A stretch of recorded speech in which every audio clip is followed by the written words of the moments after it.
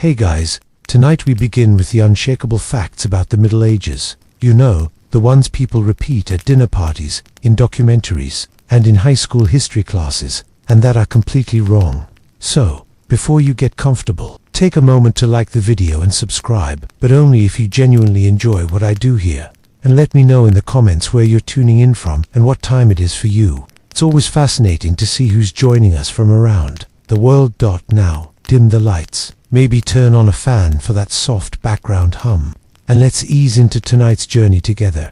One of the most stubborn myths about the Middle Ages is that people thought the earth was as flat as a serving tray. And if you sailed far enough, you'd plunge into the abyss like a medieval lemming. The image is tempting. Nervous sailors peeking over the ship's edge, wondering if they'd see dragons or just a really long fall. Unfortunately for that dramatic mental picture, medieval sailors already knew the earth was round. In fact, they'd known for centuries. The ancient Greeks had measured it with sticks, shadows, and math, which is the historical equivalent of winning a Nobel Prize with a ruler and a bit of sunshine. Erosions did it in the 3rd century BCE, and his method was still taught in the Middle Ages. So, no, your average monk wasn't lying awake at night terrified of cosmic cliffs. The flat earth myth actually got popular thanks to 19th century writers who wanted to make the medieval period look like one long cosplay of ignorance. Washington Irving's biography of Columbus painted the explorer as bravely defying all the flat earthers of his day. The reality, the real argument in Columbus's time wasn't is it round, but how big is it? Columbus thought it was much smaller than it actually was. A mistake that without the Americas conveniently blocking his way would have meant starving to death somewhere in the middle of the Pacific. Even regular sailors knew about the Earth's curve. They watched masts disappear over the horizon before the hull. You don't need a PhD to notice that unless you're actively trying to ignore it. Medieval art even showed globes in Christ's hand, and kings posed with them like they'd just invented geography. Not something you'd do if you believed you were ruling over the world's largest frisbee. Ah, yes, the classic mental image. Every medieval person was a filthy, flea-ridden creature who feared water like it was witchcraft. Supposedly, they roamed the streets, smelling like a combination of wet sheep and disappointment. It's a satisfying caricature, but much like that flat earth nonsense, it's wrong. In reality, medieval Europeans bathed far more than people give them credit for. Public baths were common in towns, often operating as social hubs where people could catch up on gossip, seal business deals, and in some cases enjoy additional services for an extra fee.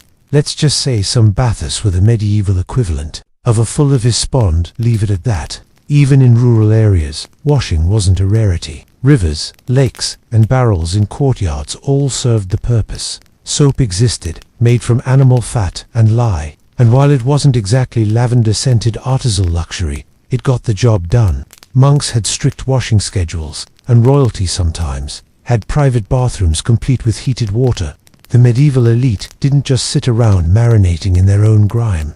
They commissioned elaborate perfumed baths, often with herbs like rosemary, sage, and mint. Basically, they were doing medieval aromatherapy before it became overpriced in modern wellness stores. So, why the myth? Blame later centuries. During the Renaissance and especially after the 16th century, medical theory shifted toward believing that bathing opened the pores and let in bad air.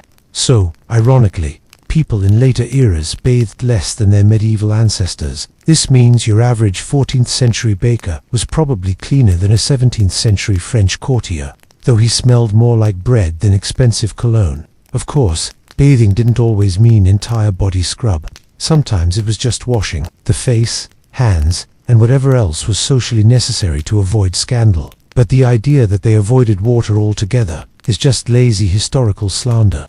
Even peasants took advantage of rainwater, which was free, clean, and falling directly on their heads, whether they liked it or not. The idea that medieval people were all knee-high to a grasshopper is one of history's laziest myths. If it were true, jousting tournaments would have looked like angry toddlers trying to poke each other off hobby horses. The truth, most medieval men averaged about 170 centimeters and women around 160 centimeters, not giants, but certainly not small enough to hide in a wine barrel, though some may have tried during tax season. Archaeologists have dug up enough skeletons to confirm that the Middle Ages produced plenty of tall individuals, especially among the better-off classes. Knights weren't exactly ducking under doors, but they weren't clanging their helmets on the lintels either. Part of the confusion comes from medieval architecture. Low doorways weren't designed for little people. They were designed for little heat loss. Medieval builders understood insulation better than they understood hygiene. And if that meant you cracked your forehead every time you entered the pantry, so be it. Beds were also shorter, but that's because people often slept half upright, which they thought prevented vapors from suffocating them, of course. If you'd been breathing medieval air, you'd worry about vapors too. The nobility, with diets rich in meat, dairy, and imported delicacies, often had a height advantage over peasants who mostly lived on bread and cabbage. Chroniclers, eager to please their patrons, inflated royal statues in their writing. So in some accounts, kings loomed like cathedral spires, which is impressive until you realize these same scribes also claimed the monarch could kill a boar with a stern look. Yes, poor nutrition, disease, and grueling labor did stunt some people's growth, but the overall picture is far more varied than the miniature medieval man stereotype suggests. There were lanky guards, stocky masons, and more than a few market women who could knock you flat for asking if their husband was home. So, no, the medieval world was not populated by a race of human collectibles. They were people much like us, except with worse dental care and an alarming tolerance for cold drafts. If you believe every high school history textbook from 50 years ago, the Middle Ages were a 1,000-year blackout between the Roman Empire and the Renaissance. No art, no science, no progress. Just peasants tilling mud while monks argued about angels on pinheads. In reality, medieval Europe was far from an intellectual wasteland. The period produced universities, Gothic cathedrals, mechanical clocks, and more philosophical debates than a modern internet forum. People didn't stop thinking after Rome fell. They just thought about different things like how to keep your soup from freezing in January, or whether it was morally acceptable to charge interest on a loan. The dark label comes partly from later Renaissance writers who liked to flatter themselves. By making the Middle Ages look like a cultural pit, they could make their own era seem like a blazing dawn. It's a marketing trick as old as time to sell your product, trash the competition. Unfortunately, the smear campaign stuck. There's also the problem of lighting. We see medieval interiors today in dim candlelight during reenactments, and our brains translate that into they lived in darkness. In truth, they had windows, oil lamps, and torches. But yes, it was still darker than your average LED-lit kitchen, and yet people somehow managed to read, write, and create manuscripts so intricate they could make your eyes ache. As for dull, life in the Middle Ages could be anything but tournaments, featured men in armor knocking each other unconscious for sport. Traveling entertainers performed acrobatics, music, and comedy, some of which would get you banned from markets were noisy, chaotic affairs where you could buy a chicken, hire a scribe, and get your teeth pulled all in the same street.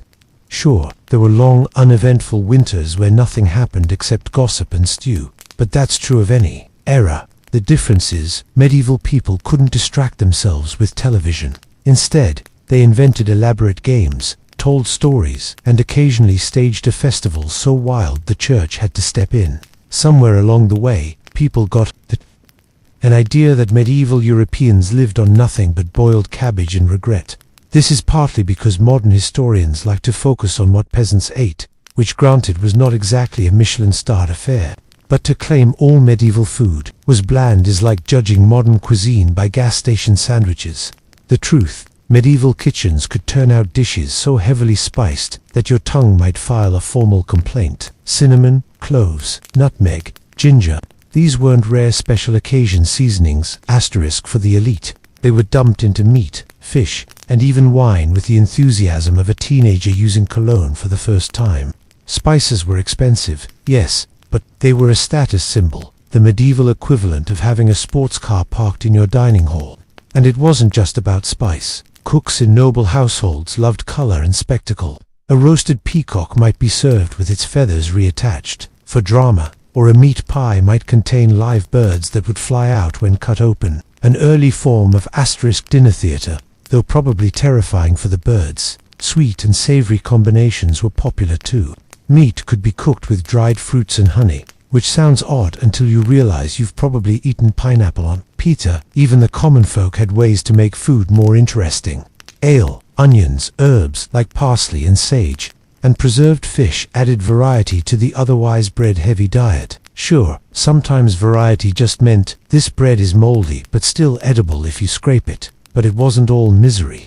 Seasonal asterisk fairs and markets also offered chances to try exotic goods like imported almonds or, if you were really lucky, a slice of candied ginger. The real blandness came during times of scarcity, famines, sieges, or winters, when the cabbage barrel ran dry. That's when meals became survival rations. But when times were good, medieval cooking could be vibrant, flavorful, and sometimes alarmingly somewhere, Hollywood decided that a knight in full plate armor was basically a helpless tin can, wobbling around until someone asterisk pushed them over like a clumsy fridge. You've seen the image. A knight falls on his back and can't get up, lying there like an overturned turtle while his opponent politely waits to stab him. Reality check. A well-fitted suit of plate armor weighed about 4,560 pounds. That's the same as wearing a loaded hiking backpack, except instead of straining your shoulders, the weight was evenly distributed over your whole body. Medieval armorers were not in the business of producing metal prisons. Asterisk. They were in the business of keeping you alive while you swung a sword at someone else trying to kill you. Knights could run, jump, mount horses without cranes, and yes, even do somersaults. There are surviving training manuals showing fully armored fighters grappling, rolling, and wrestling like they were auditioning for medieval WWE. Try doing that in your jeans and tell me who's more restricted. So, where did the turtle knight myth come from? One culprit is a 15th century tournament style where contestants wore extra asterisk armor, heavier, bulkier, and designed purely for jousting. Yes, that made you about as agile as a garden shed, but that wasn't combat armor.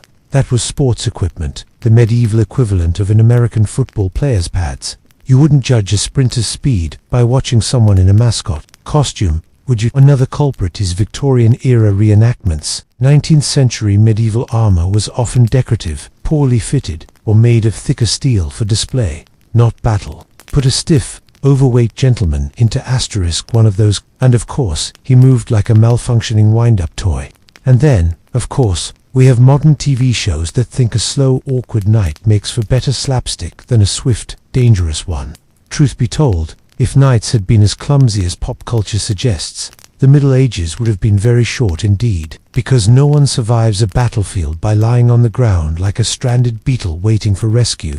In reality, armor didn't make you immobile, it made you confident. The kind of confidence that asterisk lets you walk into a sword fight and think, I've got this, rather than, I hope my will is up to date. If you believe most movies, the medieval Catholic Church had a special committee whose only job was to burn books, glare at astronomers, and shout heretic at anyone with a magnifying glass. It's a great image. The grim monk smashing telescopes, in slow motion while lightning flashes outside. Unfortunately, reality is less inquisition and more funding agency. Yes, there were cases where the church asterisk clashed with specific ideas. Galileo sends his regards, but the sweeping idea that the medieval church banned science is about as accurate as saying medieval peasants lived in mud huts all year round. Many of the very people doing science back then were clergy. Monks copied ancient Greek and Arabic. Manuscripts ran observatories and experimented with medicine in between brewing beer, which frankly was their most beloved experiment. Medieval universities, where a lot of the science happened, were largely church-founded asterisk and church-founded. These weren't weekend hobby clubs. They were structured institutions producing scholars who debated astronomy, mathematics, optics, and anatomy. The medieval Dark Ages narrative comes partly from Enlightenment writers who thought trashing the Middle Ages made their own era look smarter. Spoiler: smug marketing campaigns are not a modern invention. The church didn't hate science. It just preferred it to fit within certain philosophical and theological boundaries. If you wanted to claim the earth was asterisk round, no problem. Scholars had known that since antiquity.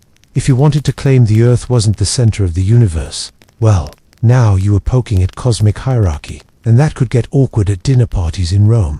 It's also worth noting that much of Europe's scientific tradition survived precisely because church institutions preserved it. Without those dusty monks and cold scripta, half of Aristotle's works might have been lost to mice and mildew, and without the Church's interest in asterisk calculating the date of Easter, medieval Europe might have lagged centuries behind in astronomy. You've probably heard it in some half-baked history meme. In the Middle Ages, life expectancy was 30. Cue the mental image of a medieval peasant celebrating his 29th birthday like it's his retirement party. The reality, however, is a bit less tragic and a lot less fun for the wow they were so primitive crowd. That number, the infamous 30, is an average, and averages are tricky things. Averages take asterisk everyone into account, including babies. And here's the kicker: medieval infant mortality rates were brutal. A lot of children didn't survive their first 5 years thanks to disease, famine, or simply being too curious around open wells. Those early deaths dragged the average way down. If you made it out of childhood alive, your odds of living into your 50s or even 60s were decent, provided you avoided wars, plagues, and the occasional suspiciously pointed dagger in political circles. Medieval asterisk records are full of people who lived long enough to complain about kids these days in Latin. The idea that everyone killed over at 30 also ignores the existence of elderly monarchs, bishops, farmers, and artisans. Even peasants could, and did live into old age. Archaeological evidence shows plenty of skeletons with worn-down teeth, healed fractures, and arthritis, clear signs of people who had been around the block for decades. So why do we keep believing the everyone died young myth? Because it makes history asterisk sound more dramatic, and because saying the average was 30. But that's due to high child mortality doesn't have the same punch at cocktail parties. Here's a modern analogy. If tomorrow every toddler tragically vanished, grim, I know, but stick with me, the average age of the population would skyrocket.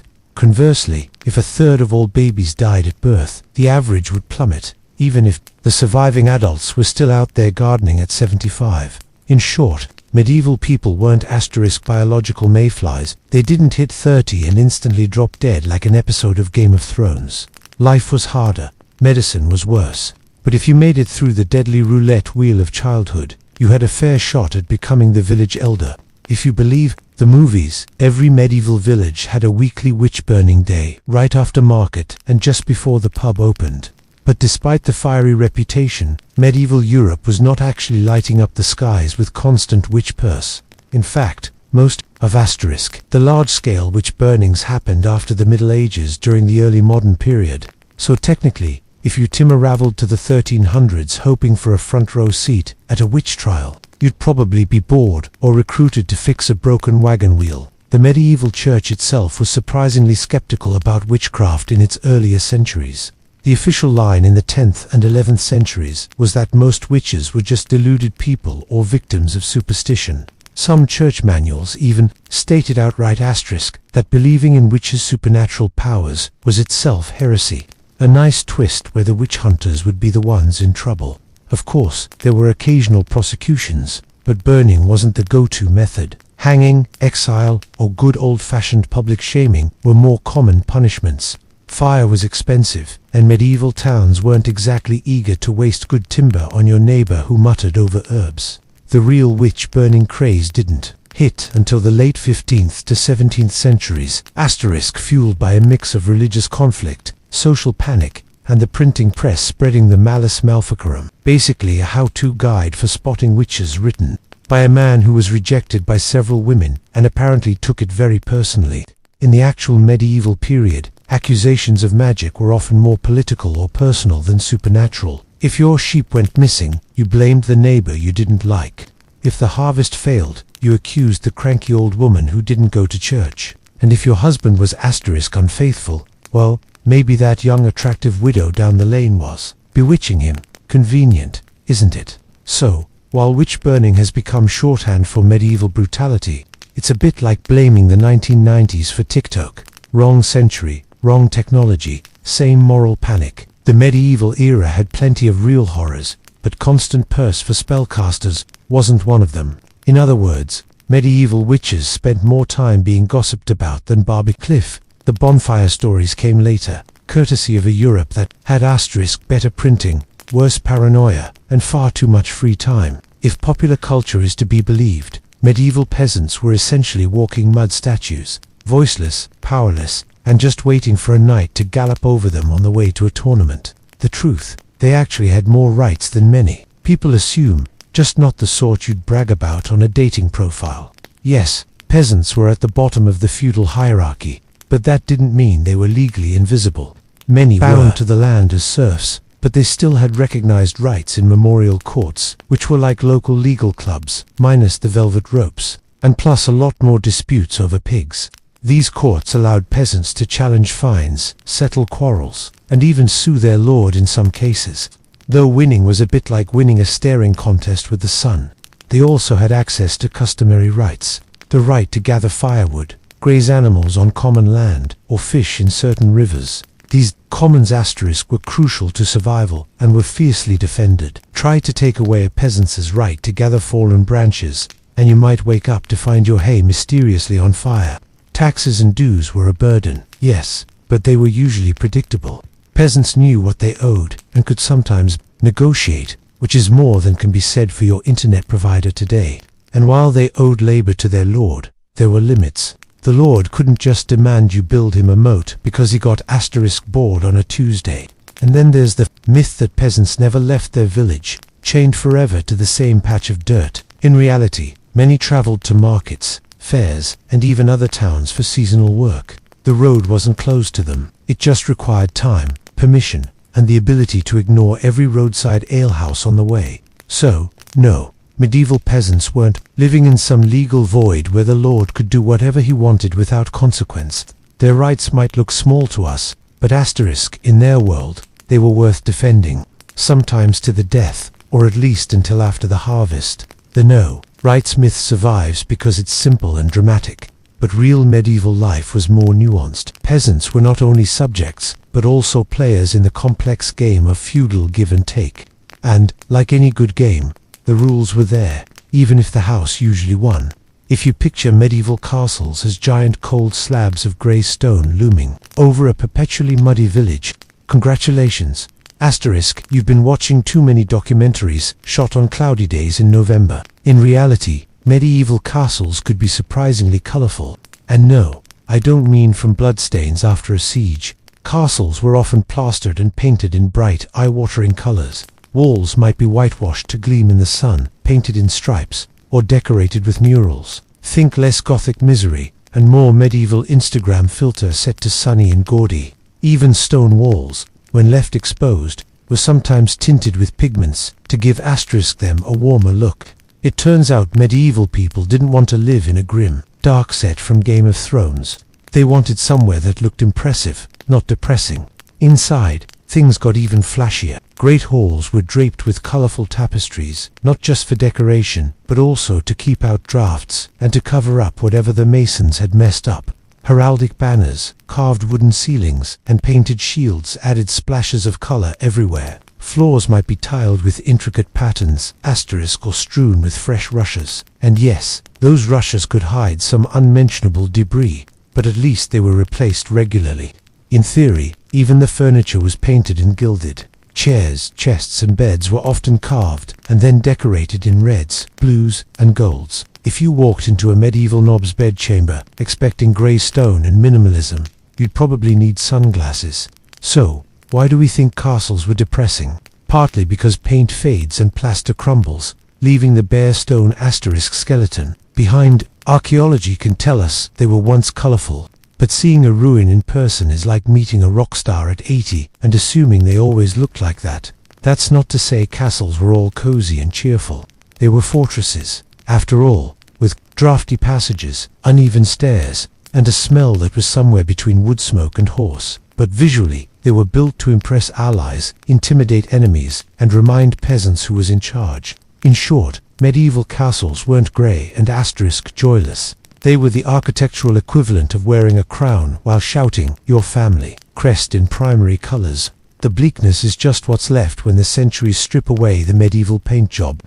The Black Death was without question one of the deadliest pandemics in history. It tore through Europe, the Middle East, and parts of Asia in the mid-4th century like a plague-themed carnival ride nobody wanted to be on. But the idea that it killed half the world is ambitious. even for a disease that made medieval doctors think strapping live chickens to your armpits was sound medical advice. In truth, historians estimate it killed between 30% and 60% of Europe's population, which is horrifying enough without rounding it up to half the globe. Entire villages were wiped out, trade routes went eerily quiet, and you could probably buy a house for the price of a turnip, if you could find anyone alive to sell it to you. But the rest of the world, not quite so devastated.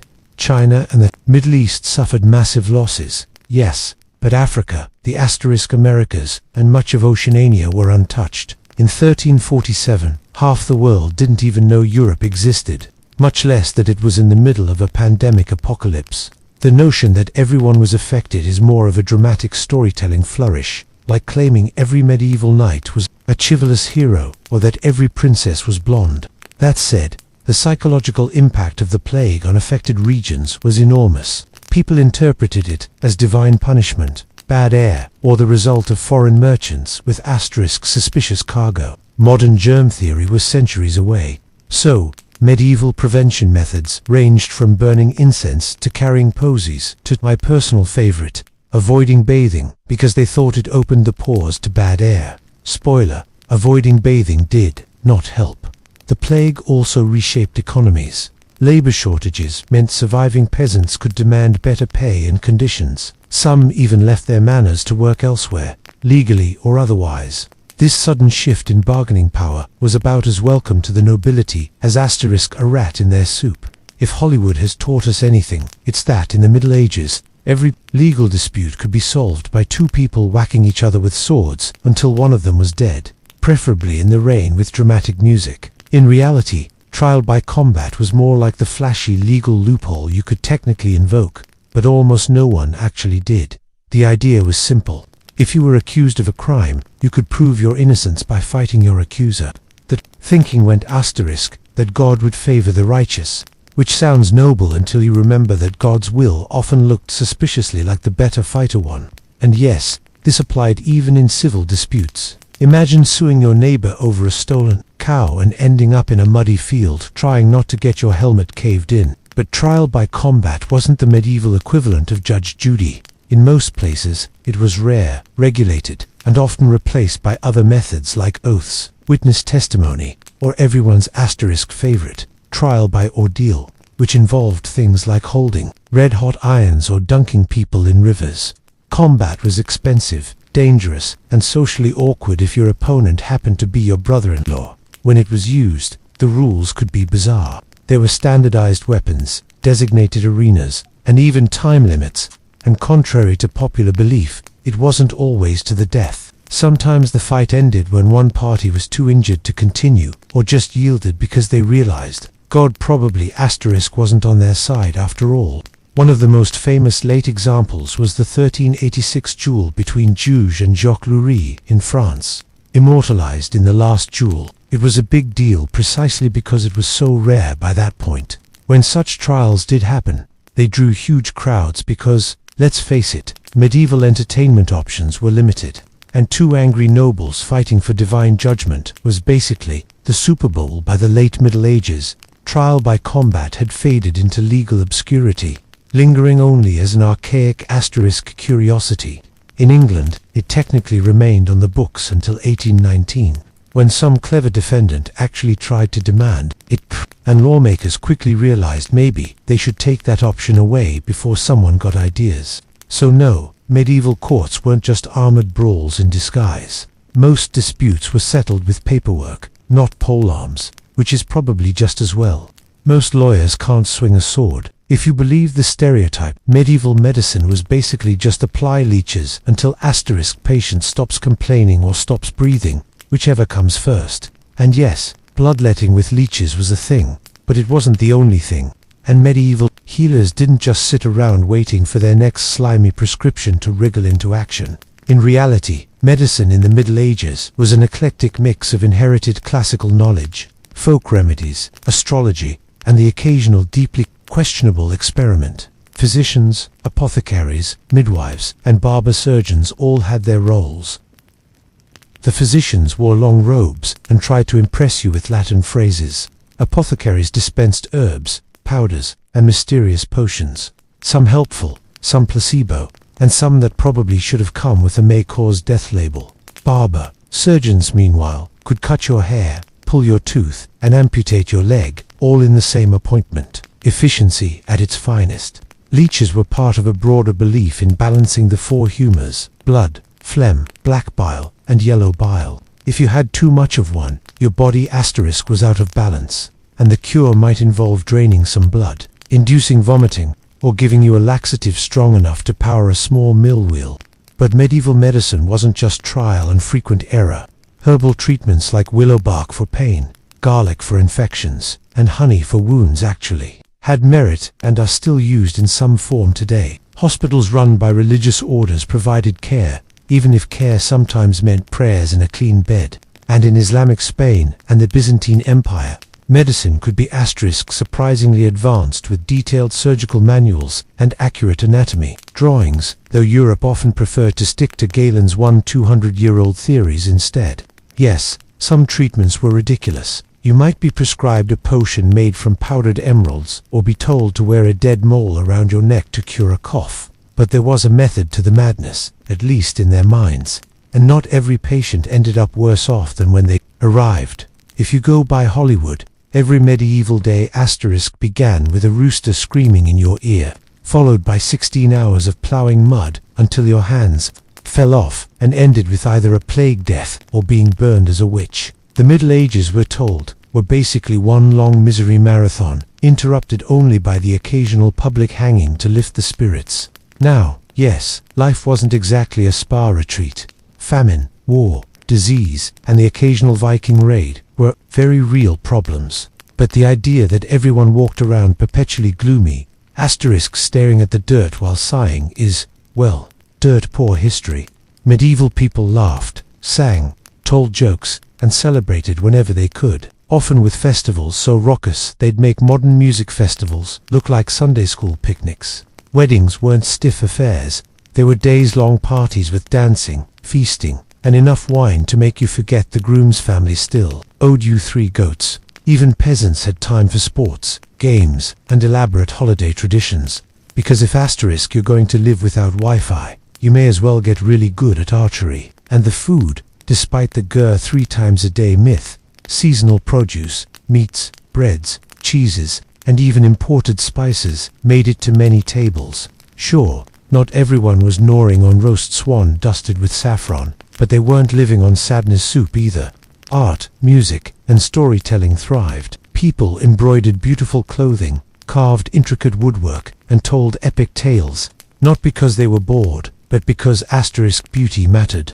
The idea that life was only about survival is an invention of modern cynicism. Looking back through smudged glasses, yes, the average lifespan statistic gets thrown around to prove life was short and miserable. But that number is skewed by high infant mortality. If you made it past childhood, you could easily live into your 60s, which is more than enough time to develop opinions about the neighbor's sheep. Medieval life had struggles, absolutely, but it also had joy, humor, music, and love. All the things that make life worth living. The only people who think the Middle Ages were nothing but misery are the same ones who assume medieval people never bathed. Spoiler, they did, just maybe not as often as you'd like. On the endless Mongolian steppe, where the land stretches so far that the horizon seems to be the edge of the world, the sudden appearance of a rider was never just a coincidence, it was a moment of fate. For centuries, the nomadic Mongols believed that every guest was sent by Tanga, the eternal blue sky, as a test of honor. And so, when the dust of hooves began to rise in the distance, life inside the felt-covered yurt, shifted in an instant. Hospitality among the Mongols was not a polite social nicety, it was a sacred obligation. The vastness of the steppe was both beautiful and dangerous. Days of riding could separate one settlement from another, and a night without shelter could kill. To deny a traveler warmth, food, and safety was to risk their life, and in Mongol belief, to invite misfortune upon yourself. Whether the visitor was kin, a wandering trader, or even someone who had once been an enemy, the rule was the same. You welcomed them as if they were a long-lost friend. In this way, hospitality was not simply about survival, it was about dignity. It affirmed a shared humanity across the vast emptiness, binding strangers through food, warmth, and respect. Out here on the windswept plains, you could never know if the stranger at your door might one day be you. One of the most striking aspects of Mongol hospitality was its indifference to old grudges, a quality that baffled outsiders and even unnerved diplomats. In the settled kingdoms beyond the steppe, hospitality might be extended to allies, merchants, or kin, but rarely to someone who had once raided your lands or fought against you. On the Mongolian plains, however, the rules of survival erased these boundaries. It was not that the Mongols forgot past wrongs. Far from it. Feuds could span generations, and vengeance was a cultural currency. But there was an understanding, born of the brutal realities of nomadic life, that out here the laws of hospitality stood above personal disputes, at least for as long as a guest remained within the Imagine a warrior weary from weeks on the road, riding into the camp of a man whose cousin he had once struck down in battle. In another world, this might end with a blade in the gut. On the steppe, it ended with a bowl of steaming mutton broth, a bed by the hearth, and shared stories late into the night. The moment he stepped through that felt doorway, he was no longer an enemy. He was a Zuri, a person of the moment, a traveler under the host's protection. This sacred pause in hostility was partly practical. Killing a guest was considered an insult to Tanga and a violation that could stain a family's honor for generations. But it was also a matter of prestige. The greater a man's generosity, the more his name traveled across the steppe, carried in the stories of those who had eaten at his fire. In Mongol culture, reputation was a form of currency, just as valuable as livestock. There was a quiet calculation. In this kindness, to a former enemy who had been warmed and fed might think twice before drawing his bow against you in the future. Or perhaps out of respect, he might even carry your goodwill to his own people, easing tensions without a single arrow loosed. In this way, the Mongols practiced a form of diplomacy that didn't rely on parchment treaties or royal seals. It was diplomacy by firelight and shared bread. A reminder that even in the harshest land on earth, peace could begin with nothing more than a cup of fermented mare's milk. Hospitality among the Mongols was not a haphazard gesture. It was a choreography of respect, each movement deliberate, each object charged with meaning. When a guest approached, the sequence began long before they crossed the threshold of the jur. First, the host would step outside to greet them, standing with open posture, but never rushing forward. To hurry could seem desperate. To linger too long inside could seem cold. Balance was everything. The guest would be invited to dismount, and the host might take the horse's reins, signaling that both rider and mount were now under their care. The door flap of the jur, always facing south to welcome the sun, was lifted for the guest. Inside, the fire at the center burned steadily, its smoke rising through the tuno, the round smoke hole at the top. This fire was not just for warmth, it was the hearth spirit, a guardian of the household. Guests were expected to step carefully around it, never to step over it, for to do so was a deep insult. Seating arrangements carried their own silent language. The north side, directly opposite the door, was the place of honor reserved for the guest. Here they would sit on cushions or carpets facing both the hearth and the entrance, a position of respect and security. Weapons, if carried, were either set aside or placed visibly to the side, a subtle assurance that no harm was intended. Then came the offering of arag, the fermented mare's milk poured into a silver or wooden bowl. The guest accepted it with both hands, a gesture showing they came with no hidden blade. To refuse the drink was unthinkable. It was to reject not just the liquid, but the bond it symbolized. Alongside it came bread, curds, or meat, depending on the host's wealth and the season. Conversation began slowly, often with blessings and remarks about the weather, safe topics to ease into deeper matters. This ritual wasn't just politeness, it was a way to affirm trust in a land where trust meant survival. Every bowl, the guest accepted it with both hands, a gesture showing they came with no hidden blade. To refuse the drink was unthinkable. It was to reject not just the liquid, but the bond it symbolized. Alongside it came bread, curds, or meat, depending on the host's wealth and the season. Conversation began slowly, often with blessings and remarks about the weather, safe topics to ease into deeper matters. This ritual wasn't just politeness, it was a way to affirm trust in a land where trust meant survival. Every gesture from how the bowl was held to where the guests sat reinforced the idea that for this moment, beneath this roof they belonged. For the Mongols, these steps weren't formalities. They were a living thread to their ancestors, binding the present to centuries of tradition. On the Mongolian steppe, food was never just nourishment. It was an unspoken contract. To share a meal was to share trust. And once you had eaten at another's fire, there existed an invisible thread between you that was not easily cut. This was especially true when the offering was arag, the fermented Mars milk that stood at the center of nomadic hospitality. Ayra was more than a drink. Its creation was a labor that reflected the rhythm of the steppe. Mares were milked several times a day. The milk poured into a leather bag hung by the Gyr's entrance, where it would be stirred and churned each time someone passed. This constant motion transformed it into a lightly alcoholic, tangy brew, both refreshing and symbolic. To accept it was to accept the protection of the household. To drain the bowl was to seal that acceptance. Alongside the arag came the solid companions of the nomadic table. Bortsag, small fried bread pieces, offered a crisp sweetness that contrasted with the drink's sour tang. Rue dried curds hardened by sun and wind were a test of the teeth and a reminder of the steppe's unforgiving nature. Food designed to last through long journeys. If the family had slaughtered an animal recently, the guest might be served hot mutton soup, rich with fat, accompanied by thick noodles or dumplings, known as booze. The order in which these foods were offered carried meaning. Ayra almost always came first. It was the initial handshake between host and guest. Bread or curds followed to steady the stomach. Meat was the ultimate sign of honor, for livestock were wealth, and to serve fresh meat meant the host had parted with something valuable for your sake. Eating together was not a rushed affair. The guest was encouraged to take seconds, thirds, if they could, for a full belly was proof of a host's generosity. In turn, the guest might leave behind small gifts, a handful of tea bricks, a pouch of tobacco, or simply the promise of returned kindness on another day.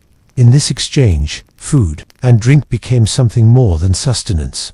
They were a treaty written in flavor, understood across languages and borders. On the vast steppe, where ink and parchment were rare, such treaties were far more enduring.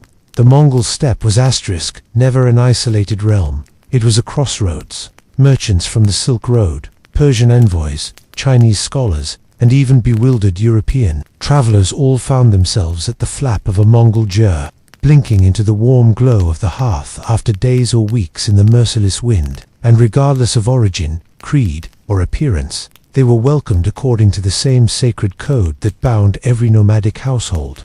For outsiders, this welcome could feel almost unreal. Imagine a Venetian merchant, used to the cautious suspicion of Mediterranean ports, suddenly being ushered into a felt-covered home in the middle of nowhere.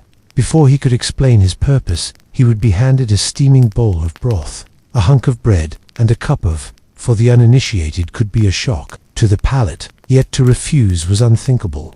The host's pride was poured into that bowl. Many of these foreign guests noted in their writings that Mongol hospitality was remarkably unconditional. There were no demands for payment, no weighing of whether you were worth the food or shelter. That said, a wise traveler knew to offer some token in return before departure: tea, cloth, beads, or even a song from their homeland. Such gestures didn't pay for the hospitality, they honored it. Language barriers rarely proved a problem.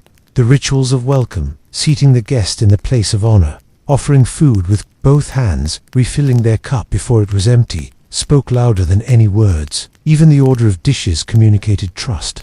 Arag first, then curds, then meat. By the time real conversation began, often through interpreters or in a mix of signs and shared words, the foundation of mutual respect had already been laid.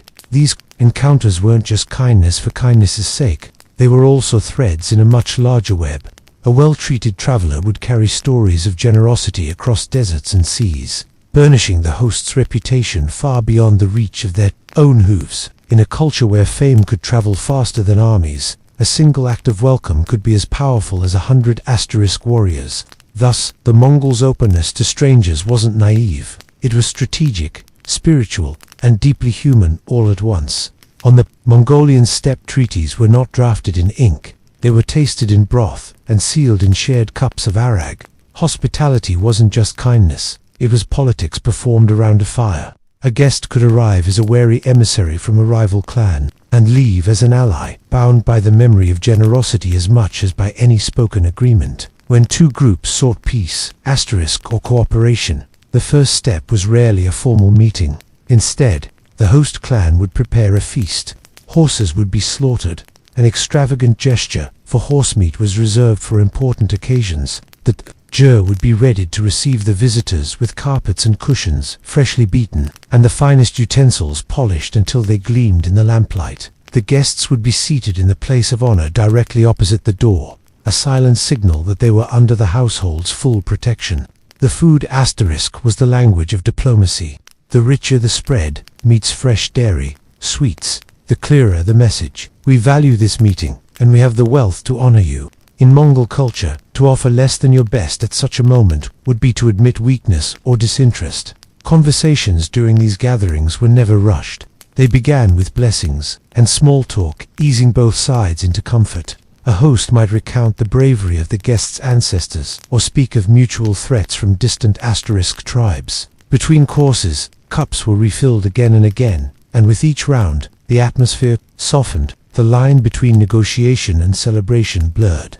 This ritual worked on a deeper level than mere words. Sharing food and shelter was a visceral reminder that survival on the steppe depended on cooperation. When you had eaten at someone's fire, the thought of turning your bow against them carried a weight that was hard to ignore. By the time the feast ended, the visitors often left with more than full bellies. They carried new loyalties. The understanding might be as simple as a promise to trade, or as grand as a pledge of military aid. And while no parchment recorded these bonds, they endured in memory, upheld by honor, and the certainty that future visits would be met with the same warmth. In this way, Mongol hospitality was not just tradition. It was statecraft woven into the very fabric of survival and power on the steppe. To step inside a Mongol jur was to enter not just a home, but a sacred space layered with unspoken laws. A guest might be welcomed with open arms, but that didn't mean they could behave however they pleased. On the steppe, hospitality came with a code, and to break it was to risk offending your host, or worse, the spirits that guarded the household. The most important rule began at the threshold. Never step on the wooden doorframe. It was more than a piece of carpentry. It symbolized the boundary between the wild world outside and the sanctity within. Treading on it was thought to invite misfortune not only upon the guest, but upon the entire household. Once inside the hearth was the heart of the jur, and it was treated with deep reverence. Guests never stepped over it, poked at its fire without permission, or placed trash into it. The fire was the spirit of life, its flames linked to the eternal blue sky, and disrespecting it was akin to insulting the gods. Seating had its own unspoken map. The northern section facing the entrance was reserved for honored guests. The west was traditionally the men's side, and the east was the women's. Sitting in the wrong place, especially without being invited, was a breach of etiquette. When food or drink was offered, it was accepted with both hands and without hesitation. To refuse was not only rude, it suggested distrust. Even if the guest disliked sour tang, or found the mutton too fatty, they were expected to take at least a token sip or bite. Complaining about the meal, however subtly, was never acceptable. There were smaller, subtler rules. Pointing your feet toward the hearth was frowned upon, as was touching someone's head, considered the most sacred part of the body. Weapons were either left outside or kept in plain sight, but untouched, signaling peaceful intent. These customs were rarely explained outright. A guest was expected to learn them by observation or prior knowledge. Yet, they served a purpose beyond courtesy. They created an atmosphere of mutual respect, ensuring that the fragile trust between host and guest remained unbroken. To abide by these rules was to honor not just your host, but the ancient spirit of the steppe, a spirit that demanded respect from all who traveled under its endless sky. On the Mongolian steppe, the welcome a guest received was never a question. It was a certainty. But what was offered, and how it was presented, shifted with the turning of the seasons. The vast grasslands lived by a rhythm older than memory, and hospitality moved in step with that cycle. In the warmth of summer, life on the steppe was at its most abundant. Herds grazed on lush grass, mares produced rich milk, and the Airag asterisk bags, hanging at the jar's entrance, were kept in constant motion, ensuring a steady supply for visitors. Fresh dairy dominated the table, clotted cream, yogurt, and curds alongside. Irag bread was plentiful, and feasts could include tender cuts of mutton or goat. Travelers arriving in summer might find themselves drawn into the relaxed social gatherings that dotted the steppe, with music, storytelling, and wrestling matches extending into the long twilight hours. Autumn was the season of preparation. Livestock were fattened for the harsh months ahead, and slaughtering began in earnest. Guests in this season might be honored with korko, a hearty dish of mutton, slow-cooked with hot stones inside a sealed pot, its rich aroma filling the air. There was a sense of urgency in the air. Every meeting, every shared meal, carried an undertone of winter's looming approach. Then came winter, when the steppe turned white and the wind became a living, biting force. Hospitality in this season was as much about survival as tradition. Fresh milk was scarce. Arag gave way to salty milk tea, heavy with butter for warmth and energy. Meat, often dried or frozen in the open air, was the primary fare, sometimes boiled simply to conserve fuel. Guests were invited to sit closer to the hearth, and conversation was subdued, broken by the howl of the wind outside. To turn away a traveler in winter was unthinkable. It was to send them to their death. Spring brought a fragile renewal. Grass returned slowly, and herds began to produce milk again. Though supplies were thin, hospitality was modest in this season, yet no less sincere. A bowl of fresh milk, a small portion of cheese, a promise of better days ahead. In every season, the essence of Mongol hospitality remained unchanged: to offer what you had without hesitation, and to remind the traveler that even in the most unforgiving land, there was still warmth to be found. Though the Mongol Empire has long since faded into history, the code of hospitality that once bound warriors, herders, and traders still breathes in. The GM smoke rising over the modern steppe. In cities like Ulaanbaatar, life may be faster, and skyscrapers have replaced yurts in the skyline. But travel beyond the paved roads and you will find the same ancient welcome waiting. Today, many Mongol families still live nomadically, moving their herds with the seasons, setting up their gu under the vast open sky. A stranger arriving on horseback or by motorbike is greeted much as they would have been centuries ago, with warmth, food, and a seat in the place of honor. Ira is still poured, bread still passed, and the hearthfire still treated with reverence. Even for those who live in towns, the spirit remains. It is not uncommon for travelers to be invited into a home after a chance meeting, offered tea and biscuits, while stories are exchanged. The old belief persists that a guest is a gift from Tanga, and to refuse them is to invite bad fortune. This endurance is partly cultural pride. Hospitality is seen as a marker of Mongol identity, a living link to the greatness of their ancestors. But it is also born from the continued realities of the land. The steppe can still be merciless with vast distances and unpredictable weather. Acts of generosity are not only symbolic, they are practical insurance for the day when you too might be the one seeking shelter. In recent years, tourism has brought new kinds of guests. Photographers chasing the golden light, historians retracing the paths of Genghis Khan, backpackers testing themselves against the wilderness. Many leave with stories of being by the autumn of 1614.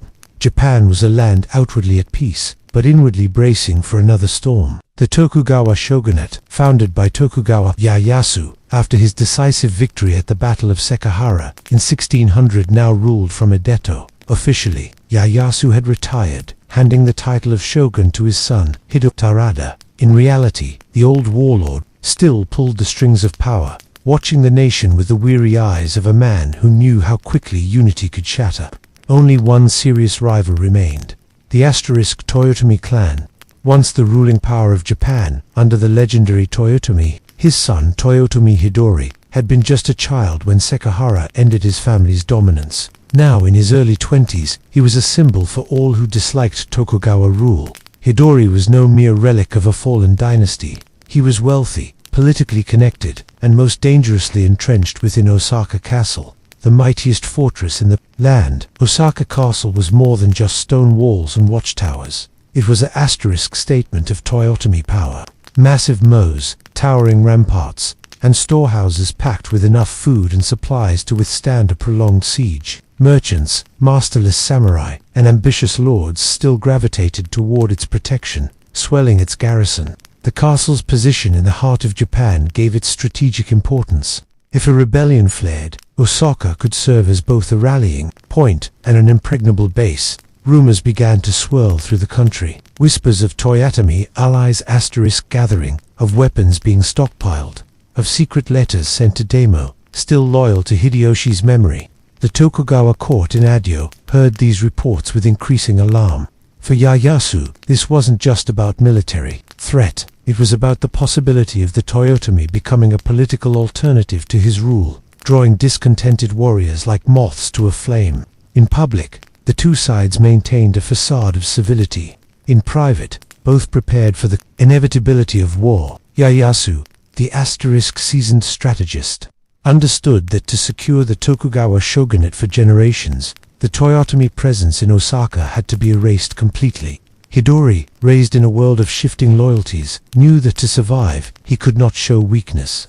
The stage was set, two great houses, one old and calculating, the other young and defiant, both locked in a silent contest of wills beneath the watchful eyes of the entire nation. The fragile peace was about to break. The road to the siege did not begin with sudden clash of swords, but with deliberate moves in a political game that Tokugawa Ieyasu played better than anyone alive. He knew that open aggression without cause could turn neutral Daimyo against him. Instead, he needed a justification, something that would make war seem not just inevitable, but righteous. The spark came in the form of a temple bell. In 1614, the Toyotomi funded the recasting of a great bell for the Hokoji Temple in Kyoto. Upon its completion, an inscription was engraved with a Buddhist prayer for peace, ending with the phrase, Koka Anko, may the nation be at peace. A harmless blessing to most eyes, but to Ieyasu, or rather to those reading the message on his behalf, the specific arrangement of characters could be interpreted as a curse against the Tokugawa clan. The character for peace sat in a way that seemed to separate Ieyasu from long life, and the shogunate pounced on this as evidence of Toyotomi insolence. It was a flimsy pretext, but in the charged political climate, it was enough. Ieyasu's envoys accused Hidari of plotting rebellion. Letters were dispatched across Japan, warning Daimyo that the Toyotomi were preparing for war and must be dealt with before they could destabilize the realm. Many lords, eager to prove loyalty or simply avoid suspicion, began supplying troops and provisions to the Tokugawa cause. For Hidori, the accusation was both insulting and dangerous. Advisors urged him to make peace, perhaps by sending hostages or dismantling parts of Osaka castles. Fortifications. Yet there was a defiant current in the Toyotomi camp. Many believed that yielding now would only hasten their end. Samurai, loyal to his father's memory, flooded into Osaka, some of them ronin, who had nothing left to lose. The castle's garrison swelled to perhaps 100,000 fighters, a force impressive in size, but varied in discipline and loyalty. The stage was now set not for diplomacy, but for confrontation. By autumn, the Tokugawa army, massive, disciplined, and well-equipped, was on the move toward Osaka. The political bell had tolled, and now the drums of war began to beat. By late November 1614, the Tokugawa army was on the march. It was a force that dwarfed any Japan had seen since Sekigahara. Estimates ranged from 150,000 to over 200,000. Troops drawn from nearly every domain loyal to the shogunate, commanded by Tokugawa Ieyasu himself, alongside his son, Shogun Hidetada. It moved with the precision of a nation mobilized for final victory.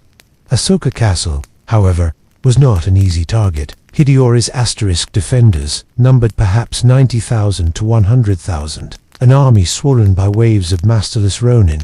These men, though not bound to any daimyo, brought with them experience from past wars and a willingness to fight with reckless courage. Under the leadership of generals such as Goto Matebe, Kimura, Shigenari, and Sanada Yukimura, the legendary tactician from the Sanada clan, the Toyotomi forces prepared to make Osaka an unbreakable bastion. The castle's fortifications were formidable, triple moats, towering stone walls, and massive gates designed to funnel attackers into deadly kill zones. Supply stores brimmed with rice, dried fish, and other essentials, enough to endure a prolonged siege. The defenders were confident that winter's harsh cold would favor them. The Tokugawa army, encamped in the open fields and hastily built forts, would have to endure the freezing winds of Osaka Bay. Ieyasu's strategy was methodical. Rather than launch a reckless frontal assault, he ordered the construction of siege lines encircling the castle. Earthworks, watchtowers, and artillery emplacements began to rise. Cannons, many acquired through Portuguese trade, were positioned to pound the walls. The goal was to choke Osaka into submission, cutting off reinforcements and wearing down morale before the final blow. Inside the castle, Hideyori worked to maintain unity among his diverse allies. The presence of Sada Yukimura was especially significant. He began constructing a series of outworks known as the Sinadam Maru, a defensive Barbican on the southwestern side that would soon become the focal point of some of the fiercest fighting in the entire campaign. By December, the siege was fully underway. The mows froze at night. The air rang with the crack of musket fire, and the ground trembled under the impact of cannon shot. Winter had come to Osaka, and with it the first test of whether the Toyotomi could withstand the might of the Tokugawa. If Osaka Castle was the heart of the Toyotomi defense, then the Sanadaru was its sharpened spear point. Built by Sada Yukimura on the southwestern approach to the castle, this fortification was no mere outwork. It was a killing ground designed to bleed the Tokugawa army before they could even touch the main walls. The Sonadam Maru's design was cunning. Surrounded by its own moat and connected to the main castle only by a narrow passage, it allowed defenders to concentrate fire on any attacker who dared to approach. High-earn ramparts bristled with matchlock gunners, while concealed firing positions allowed arrows and bullets to rain down from unexpected angles. The Tokugawa, eager to test the defenses, launched a series of assaults in early December. Their numbers were overwhelming, but Yukimura's men, many wearing the red armor that became their grim signature, stood firm. Waves of attackers found themselves mired in mud or scrambling up steep embankments under a storm of shot. Arquebuses cracked in disciplined volleys, cutting down samurai mid-charge. When the enemy drew too close, the defenders counterattacked, with spears and swords, pushing them back into the killing zones. Adding to the defenders' advantage were the cannons mounted within the Sonadam Maru, supplied by Hideyori's stockpiles. These guns pounded the Tokugawa siege works, tearing gaps in their lines and scattering troops. The psychological effect was just as potent as the physical damage. Tokugawa soldiers began to dread any order to advance on the redoubt. One assault ended in disaster when the attackers attempting to storm the walls were met by a sudden countercharge led by Yukimura himself. His presence on the field, rallying his men with a calm yet unyielding demeanor, became legendary. Tokugawa forces were thrown back, leaving the ground littered with dead and wounded. For Ieyasu, the Sonadam Maru was a thorn that refused to be pulled. Weeks of siege had failed to crack it, and each failure emboldened the defenders inside Osaka Castle. Even the bitter cold seemed to favor Yukimura's men, who knew every inch of their fortification and could rotate shifts to keep fresh fighters on the walls. By mid-December, it was clear to the Tokugawa commanders the Sonadam Maru could not be taken by direct assault. If Osaka Castle was to fall, it would not be through Yukimura's gate. When direct assaults on Osaka Castle failed, especially the bloody failures at Sonodamaru, Tokugawa Ieyasu shifted his focus from storming the walls to breaking the defenders' will. If he could not breach the gates with steel, he would pound them into submission with stone and iron. By mid-December 1614, the Tokugawa siege lines bristled with artillery. These were no ordinary Japanese cannon. Many had been purchased from Portuguese traders or adapted from European designs. Heavy culverins and smaller swivel guns were dragged into position on raised earthworks, aimed not only at the outer defenses, but at the castle's interior. The objective was clear: to turn Osaka into a place where even survival felt like defeat. Day and night, the bombardment began. The raw of cannon fire rolled across the winter air, each shot followed by the splintering crash of wood, the crumble of stone, and sometimes the terrible screams of those caught in the blast. Buildings inside the castle compound, storehouses, barracks, even residences were smashed apart. Fires broke out, sending plumes of black smoke into the icy sky. But Ieyasu's strategy went beyond physical destruction. The constant noise, the sleepless nights, and the growing sense of helplessness were meant to erode morale. The defenders, though safe behind thick walls and mows, could never relax. Every hour brought the possibility of another deadly strike. Adding to the psychological pressure were rumors spread by Tokugawa agents. Messages were smuggled in or shouted from beyond the moat, promising mercy to those who abandoned Hidori and swore loyalty to the shogunate. Some defenders dismissed them with contempt. Others, especially the less loyal Ronin, began to wonder if the fight was worth dying for. Inside Osaka, Hidori and his commanders tried to counter this assault on the spirit. Public ceremonies were held to honor fallen warriors. Food was distributed generously to keep up morale. Sanada Yukimura continued to lead inspections of the walls, a visible reminder that leadership was still strong. Still, the weight of the siege could be felt. The people of Osaka Castle were enduring not just a military campaign, but a slow, grinding war on their senses. Ieyasu knew that in siege warfare, victory often went to the side that could endure the misery longest, and he was betting on the Tokugawa. By late December 1614, weeks of bombardment had taken their toll. Osaka Castle still stood. Its main walls and mows had held, but the damage to its outer defenses and the constant psychological strain were undeniable. Tokugawa Ieyasu, ever the strategist, recognized that continuing the siege through the worst of winter risked exhausting his own forces and draining his coffers. Instead, he sought to end the campaign on terms that weakened the Toyotomi, without the bloodshed of a final assault. Envoys were sent under flags of truce. Officially, the talks were framed as an opportunity to restore peace to the realm. In reality, both sides approached the table with very different goals. For the Tokugawa, the aim was to dismantle Osaka's ability to resist in the future. For Hideri, it was to preserve his clan's survival and keep the fortress intact for as long as possible. The negotiations were tense. The Tokugawa demanded that Osaka Castle's outer defenses, including the massive mows, be filled in and its fortifications reduced. Hideyori's representatives resisted, but the strain of the siege and the desire to protect the civilian population weighed heavily. With supplies still sufficient, but morale fraying, the Toyotomi leaders ultimately agreed to a peace settlement. The terms seemed straightforward. The Toyotomi would refrain from military action, and the Tokugawa would withdraw their forces. But Ieyasu had built in a crucial advantage by filling in the mows and dismantling the strongest outer works. Osaka Castle's defensive power would be irreversibly weakened.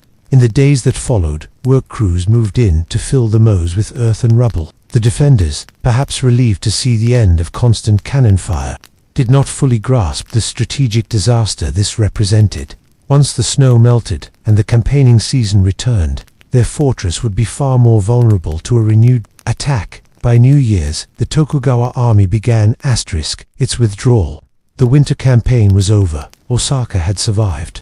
Hidori remained in his castle, and to the casual observer, the peace seemed genuine. But beneath the polite phrases of the truce lay a truth both sides understood. The conflict was only paused, not ended.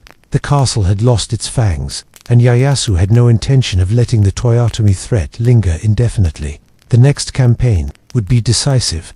The winter campaign ended with the snow, but peace in Osaka was a fragile illusion. Inside the castle walls, life returned to a semblance of normality. Fires were lit without fear of cannon shot, markets reopened, and the sound of repairs replaced the thunder of war. Yet everyone knew the truce was a thin layer of ice over deep cold waters. The moat-filling claws of the treaty had gutted the castle's defensive strength. The massive mows that had once kept Tokugawa troops at bay were now shallow ditches or flat earth, leaving the walls exposed to direct assault. Some Toyotomi retainers whispered that accepting such terms had been a fatal mistake, while others insisted it had been the only way to save Osaka from destruction in winter. Despite this vulnerability, Hidori and his commanders began preparing for the possibility of renewed conflict. Weapons were repaired and restocked, and skilled ronin were again recruited from across Japan. The most famous among them, Sanada Yukimura, returned to his work reinforcing the Sanada Maru and strengthening what fortifications remained. Without the Mo's defense, would hinge on smaller strongpoints and fierce close-quarter fighting. The Tokugawa, for their part, wasted no time in watching for an excuse to break the truce. Ieyasu's agents in Kyoto and Osaka reported every movement inside the castle, every arrival of new warriors, every whispered plan. Letters were intercepted, and rumors spread that the Toyotomi were plotting to rally anti-Tokugawa factions across the country. By spring, the political situation grew tense once more. Ieyasu accused Hidori of violating the peace asterisk terms, pointing to the recruitment of more ronin as proof of hostile intent. Whether this was true or merely a pretext hardly mattered. The shogunate had all it needed to justify war in the eyes of the daimyo. In Osaka, the Toyotomi court debated furiously. Some urged Hidori to negotiate again to send hostages to Edo in a last attempt at reconciliation. Others argued that the Tokugawa would never be satisfied until the Toyotomi name was erased entirely, making resistance the only honorable path. By early summer of 1615, the time for debate was over. The Tokugawa armies began to mobilize once more, this time under the warm skies of the campaigning season. The summer campaign was coming, and for Osaka Castle, it would be the last stand. In May 1615, the Tokugawa army marched once more to Osaka, this time with no intention of negotiation. The force was immense. Over 150,000 soldiers, a mix of samurai, ashigaru, and allied domain troops from across Japan. At its head was Shogun Hidetada and the ever-watchful Tokugawa Ieyasu, now determined to erase the Toyotomi threat once and for all. The Toyotomi, though outnumbered, had not been idle. Hidori had gathered roughly 55,000 defenders, many of them veteran ronin hardened by years of wandering after Sekihara. At the forefront was Sanada Yukimura, once again tasked with shoring up the castle's defenses, despite the absence of the protective moat. His strategy would be aggressive, meeting the Tokugawa in the field before they could fully encircle the castle. The first major clash came at Doji, where Toyotomi forces under Goto Matebe attempted to halt the Tokugawa advance. Matebe's troops fought fiercely, but a combination of poor coordination and overwhelming enemy numbers forced them into retreat. Matebe himself was killed in the chaos, a devastating loss for Toyotomi morale. Meanwhile, at Yao and Wakai, other Toyotomi detachments tried to check the Tokugawa flanks. Sanada Yukimura led one such force in a series of daring counterattacks, using his deep knowledge of the terrain to harass and delay the enemy. His red armored troops struck like lightning, inflicting heavy casualties before withdrawing to avoid being surrounded. Despite these spirited defenses, the weight of Tokugawa manpower began to tell. The loss of the MOS meant that the enemy could push siege lines dangerously close to Osaka Castle itself. Cannon fire once again shook the walls, and Tokugawa sappers worked to undermine the gates. By mid-June, the Tokugawa had tightened their grip. Skirmishes erupted almost daily, with the defenders launching sorties to burn siege works and disrupt supply lines. But each sortie cost men the Toyotomi could not replace. Inside the castle, the atmosphere was tense but resolute. There was no expectation of mercy should they fall. The summer campaign had opened with blood and fire, and the noose was drawing tighter around Osaka. The stage was set for the decisive battle that would determine not only the fate of the Toyotomi, but the future of Japan itself. By late June 1615, the siege had reached its climax. The Tokugawa army had pushed their lines almost to the castle's walls, their artillery pounding day and night. Fires broke out across the outer compounds, and every hour brought the defenders fewer places to retreat. Sanada Yukimura, the unshakable heart of the Toyotomi resistance, knew the end was near, but he refused to surrender without one last stand. The decisive clash came at the Battle of Tanaji, fought just outside Osaka's southern gate. Yukimura led a desperate counterattack, rallying his red-armored troops into a furious charge that momentarily broke the Tokugawa lines. It was a brilliant, almost suicidal maneuver, and for a brief moment it seemed that Toyotomi might turn the tide. But the enemy's superior numbers closed in from all sides, and Yukimura was mortally wounded in the chaos. His last reported words, encouraging his men to fight on, echoed through the ranks, even as his banner fell. With their greatest commander gone, Toyotomi forces collapsed under relentless pressure. The Tokugawa surged forward, breaching the weakened gates and flooding into the castle grounds. Fighting raged through courtyards and corridors, steel flashing. In the smoke-filled air, civilians and warriors alike scrambled for safety, though for many there was none to be found. In the main keep, Toyotomi Hidori and his mother Yodo Jamie chose not to fall into enemy hands. As flames consumed the surrounding buildings, they committed seppuku, ending their lives in the warrior tradition. The keep itself was set ablaze, its great timbers cracking and collapsing as the sky over Osaka turned black with smoke. By evening, the siege was over. The Tokugawa had won a total ruthless victory. The Toyotomi clan was erased from political power, and Osaka Castle lay in ruins. The city, once a vibrant center of trade and culture, was left scarred and silent. For Tokugawa Ieyasu, this was the final act in the unification of Japan. With his rivals destroyed, his family's control over the country would last for more than 2 centuries, but the price was steep. The siege of Osaka had claimed tens of thousands of lives and left behind a legacy of both awe and tragedy. Remembered as the last great battle of Japan's Age of the Samurai, Kowtolan was born around 1260 when the Mongol Empire was still one of the largest and most feared realms in history. She was a direct descendant of Genghis Khan through her father Kaidu, the powerful Kane of the Chagatai Khanate, a ruler whose authority stretched over much of Central Asia. This was not a peaceful settled land of stone, cities and quiet fields. Childhood unfolded on the endless steppes where survival depended on speed, strength, and an intimate understanding of the land.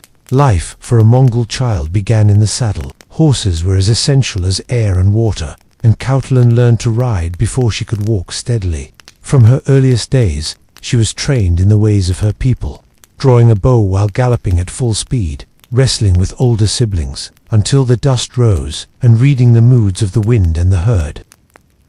These were not pastimes. They were skills that meant the difference between life and death in a world defined by war and mobility. Her father, Kaidu, was locked in constant political and military struggle with his cousins in the Great Khan's court, particularly Kublai Khan in China. This environment meant Kowtolan grew up, not in the sheltered luxury of a palace, but in military camps surrounded by warriors, strategists, and the constant movement of armies. The clang of weapons and the shouts of soldiers were as familiar to her as the songs sung around the evening fire. Mongol culture valued strength and skill over mere lineage, and Kowtolan's talents soon became impossible to ignore. Even as a child, she could ride longer, wrestle harder, and shoot straighter than boys older than her. She was not encouraged to follow the traditional path of a Mongol noblewoman, arranging marriages and managing the domestic side of a nomadic household, but to train alongside her father's warriors. Her mother and other women of the camp still taught her the domestic skills expected of a noble's daughter. But Kowtolan's destiny was already shaping into something different. Her parents understood that in the harsh competitive political landscape of the late Mongol Empire, a daughter who could command respect on the battlefield would be as valuable as any son. By the time she reached her teenage years, Kowtolan had already begun to carve out a reputation, not simply as Kaidu's daughter, but as a warrior in her own right. By the time Kowtolan reached her teenage years, her life was already intertwined with the rhythm of war. The Mongol Empire of her youth was no longer the unified machine it had been under Genghis Khan.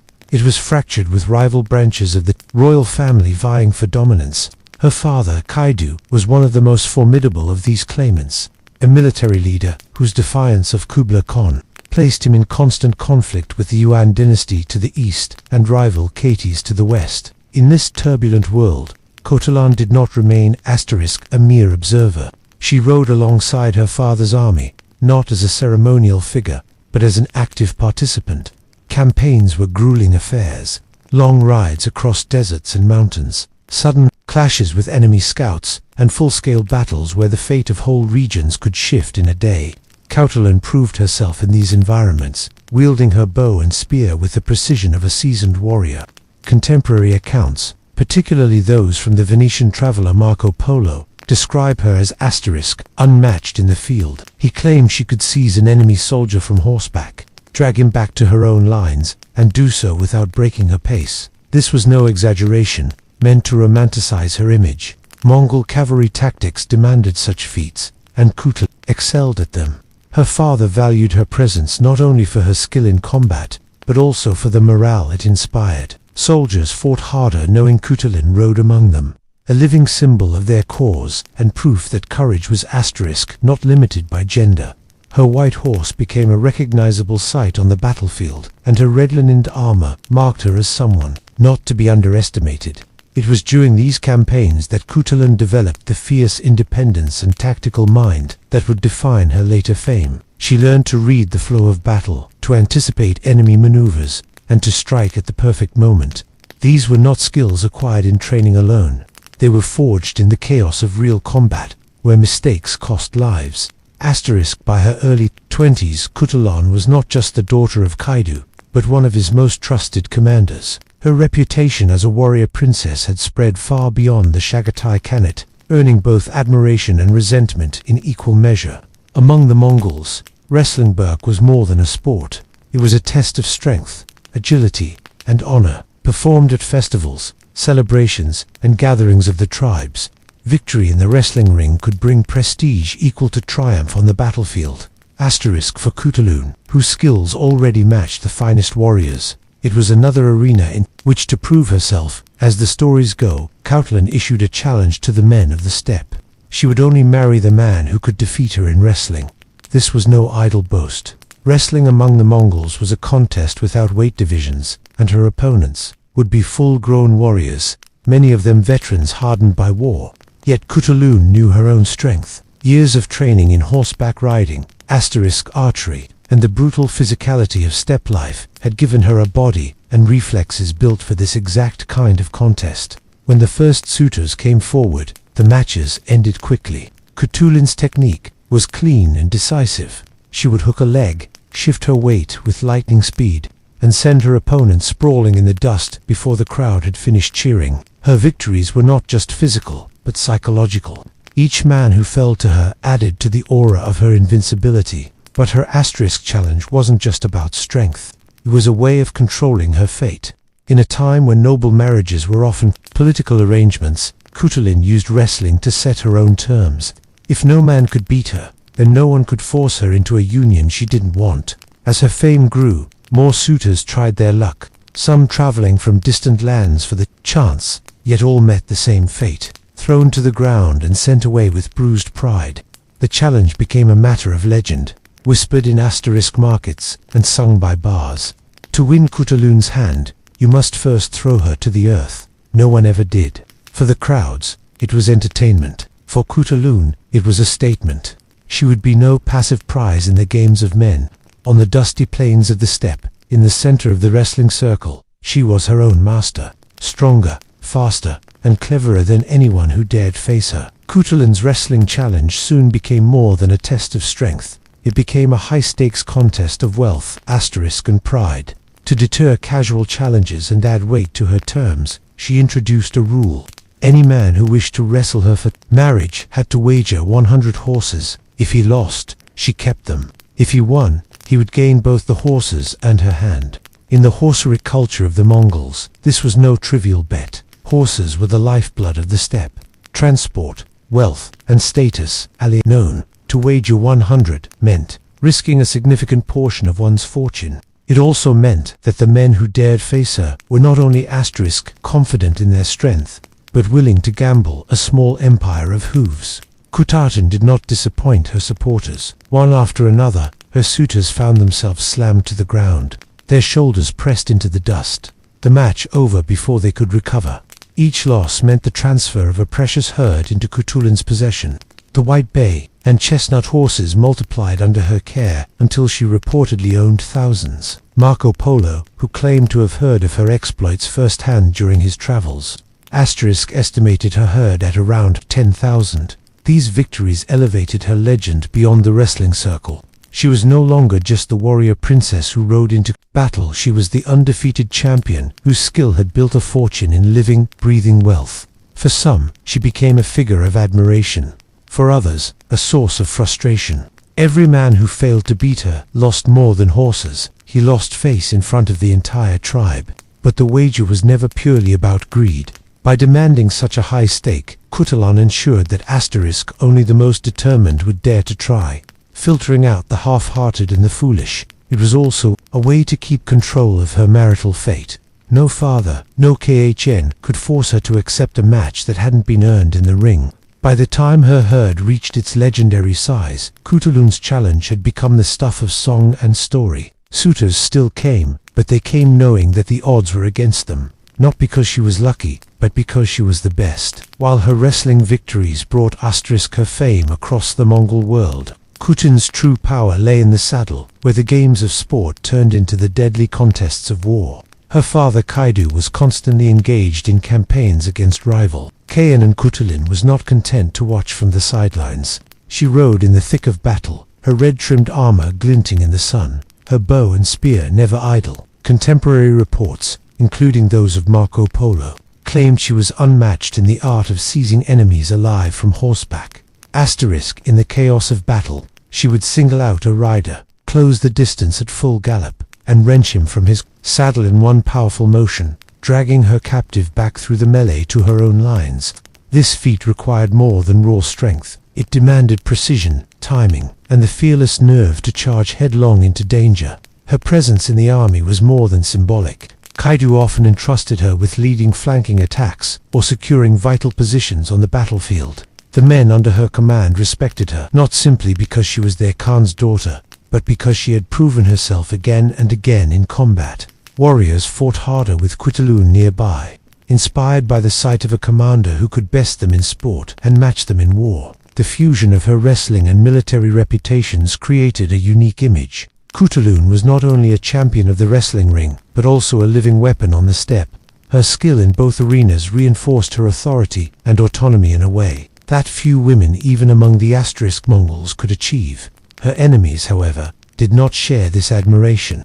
In the courts of her rivals, Kutulun was painted as a dangerous figure, one whose defiance of marriage norms and prowess in battle upset the balance of political alliances. Every time she humiliated a suitor or defeated a Titish or Yuan-aligned force, she was making a statement. The daughter of Kaidu could not be tamed. For Kutulun, wrestling and war were two sides of the same coin.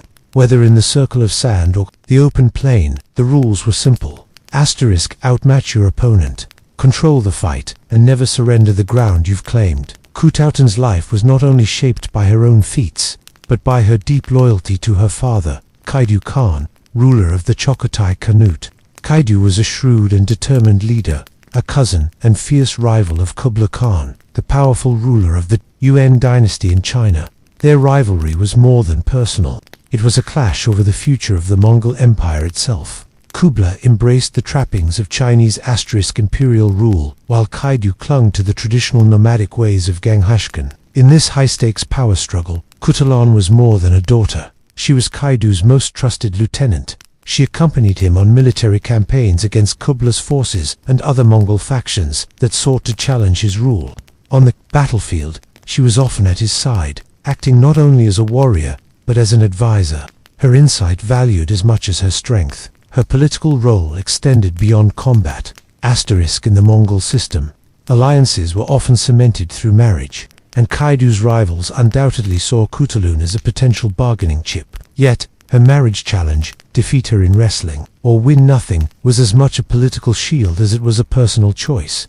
By keeping herself unmarried, she denied her father's enemies any leverage they might gain through her hand. This defiance did not go unnoticed. Chronicles suggest that Kutulun's influence in court was significant enough to draw envy and suspicion from other nobles. Some accused her of overstepping her role, others of holding undue sway over her father's decisions. But Kaidu never seemed to doubt her loyalty or capability. To him, Kutulun was an essential part of his campaign to preserve the independence and traditions of their branch of the Mongol Empire.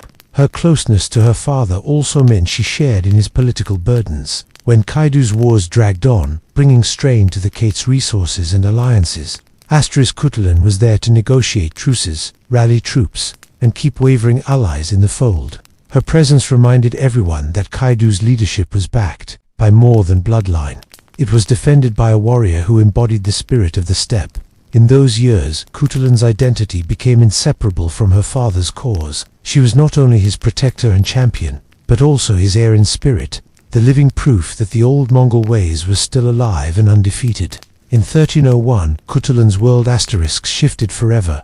Her father, Kaidu Khan, the unyielding ruler who had fought for decades to keep the Mongol Empire's heartlands independent from Kublai Khan's influence, died after years of war and political maneuvering. His passing left a dangerous power vacuum in the Chagatai Kate, and with it came the question, who would lead? Kaidu had reportedly considered Kutalan as a successor. She had been his most trusted military commander, his closest advisor, and the child who best understood his vision for preserving the traditions of Genghis Khan's nomadic empire. But Mongol politics, despite their pragmatic nature in many areas, was still dominated by male leadership. For Kutalan to ascend would require more than skill and loyalty. It would require overcoming entrenched rivalries and the ambitions of male relatives who saw themselves as rightful heirs. The succession crisis quickly turned bitter. Several of Kaidu's sons and male allies maneuvered for power, forming temporary alliances and breaking them just as quickly. Kutalun, though deeply respected, faced whispered accusations that her wrestling career and unmarried status made her unsuitable to rule. Some saw her independence as a strength. Others viewed it as a threat to the political marriages and alliances that held the Khanate together. Even without an official title as Khn, Kutalun remained a formidable force. She commanded her own following of loyal warriors and held vast wealth, her thousands of horses symbolizing not just her personal success, but her ability to reward allies. She played the dangerous game of steppe politics, supporting and opposing claimants when it suited her, always protecting her father's legacy and the stability of the Kate. Yet the very qualities that made her a legend also made her a target. Rivals spread rumors, some claiming she was too domineering, others alleging she had overstepped by holding authority equal to men. In this environment, trust was rare and betrayal was a constant threat. Kutalan's dream of leading in her fatherstead ultimately faded in the face of political realities. A male relative, Dua Khan, emerged as a dominant figure, consolidating power. Still, Kutalun retained her autonomy and her influence, continuing to shape the politics of the Khanate from behind the scenes, never relinquishing the independence that had defined her life. In the years after her father's death, Kutalan remained a figure impossible to ignore on the Mongol steppe. Though she never officially took the title of Khn, her wealth, military skill, and loyal following ensured she continued to wield real power. She rode in campaigns when necessary, settled disputes among her allies, and maintained a degree of independence rare for any Mongol noble, especially a woman. Her vast herds of horses were still a living symbol of her undefeated wrestling career, and they gave her both economic clout and the ability to support warriors in times of conflict. Even the Khn who now ruled the Chagatai Khanate tread carefully around her. She was no ordinary princess to be commanded, yet with influence came the weight of rumor. Some claimed she had finally married, possibly for political reasons, though no match was ever confirmed in the chronicles. Others whispered darker tales fabricated by rivals, accusing her of taking lovers in secret, or even plotting treachery against her kin. None of these stories were proven, but on the steppe, rumor could be as deadly as the sword. Her later years were marked by shifting alliances in a turbulent political landscape. The Mongol Empire's great unity had long fractured, and the Chagatai Khanate faced both internal rivalries and external threats. Kutalan, ever the tactician, played the game carefully, lending her strength where it would preserve her standing and protect her people. The circumstances of her death around 1306 are shrouded in mystery. Some accounts claim illness took her, others hint at assassination, suggesting that her independence had finally made her too dangerous for the men in power. The Venetian traveler Marco Polo, who had heard of her exploits during his time in the Mongol realms, left no record of her end, only her astonishing life. Whatever the truth, Kutalan's legend did not fade. She remained in the memory of her people as the undefeated wrestler, the fearless warrior, and the woman who could not be forced into submission, whether in marriage, in politics, or in combat. Centuries later, her story would inspire characters in art and literature, her spirit riding eternally under the eternal blue sky she had served all her life. Centuries after her death, Kutalan's name still rides on the winds of the steppe. In Mongolia, Central Asia, and beyond, she remains a figure who defied expectations. Living on her own terms in a world where power was usually measured in the strength of men's arms and the alliances they forged, she proved that a woman could command, both fear and respect, not by exception, but by mastery. Her legend as an undefeated wrestler became the centerpiece of her story. Not one man ever bested her in the circle, and her asterisk wager, 100 horses per loss, transformed her into one of the wealthiest and most feared figures of her time. This feat alone made her unique among the descendants of Genghis Khan, blending athletic dominance with political savvy. In the Mongol oral tradition, Kutulan is remembered alongside the greatest warriors of her era. She is celebrated for her loyalty to her father, her skill in battle, and her refusal to be used as a pawn in political marriage games. Folk songs and tales recast her as the ideal of the strong, independent Mongol woman, one who embodied both beauty and ferocity. Her story also traveled far beyond the steppe. Marco Polo's accounts carried her fame into Europe, where her image mingled with legend and myth. Over time, her life inspired works of fiction and even opera. The most famous example is the character of Tondor in the plays and operas of later centuries, most notably in Puccini's opera, though these works fictionalized her story heavily, turning her wrestling challenge into riddles and her steppe heritage into an exoticized fantasy. Modern historians have worked to separate the fact from the embellishment. Yet, even the most cautious accounts leave her as a remarkable figure. In an age when many women in power were confined to court politics, Kutulan led warriors into battle, dictated the terms of her own marriage prospects, and accumulated immense wealth, all while remaining fiercely loyal to her people's traditions. Today, Kutulan's story is taught as both history and inspiration. She stands as proof that the Mongol Empire, despite its male-dominated leadership, had space for extraordinary women to rise through strength, cunning, and courage. Her life was a declaration carried across centuries. Strength knows no gender, and freedom is worth more than any crown.